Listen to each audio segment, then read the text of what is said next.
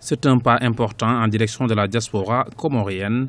Les votes des Comoriens établis ou résidant à l'étranger devraient être effectifs dans les prochaines élections de l'Union des Comores prévues en 2016. Un défi qui demande la levée de plusieurs obstacles. Le président Ikili Zouanine, avant lui le président Sambi, qui avait donné le droit aux Comoriens de la diaspora de pouvoir voter. Mais cette loi n'a jamais été appliquée.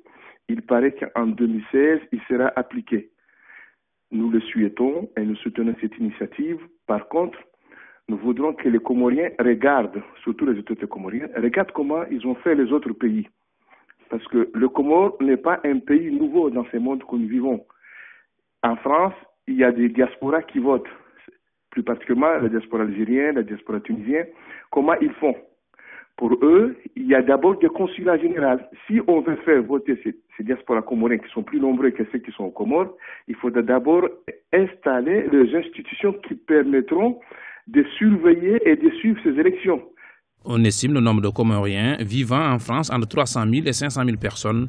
Pour le président de l'association culturelle comorienne de Valmobier, la communauté comorienne attend la réalisation de cette promesse. Ma réaction, c'est positif, c'est surtout dans l'idée que on doit la première fois faire voter la diaspora parce que ça fait longtemps qu'on a demandé ça. Donc si aujourd'hui les autorités prennent l'initiative, si ce n'est pas du parfait, mais plus l'initiative que cette fois-ci on va pouvoir voter, même si le vote ne sera pas bien organisé, mais au moins c'est commencé. Et puis on va l'améliorer dans les années prochaines. Mais l'idée, l'esprit c'est bien, si ce n'est pas du parfait.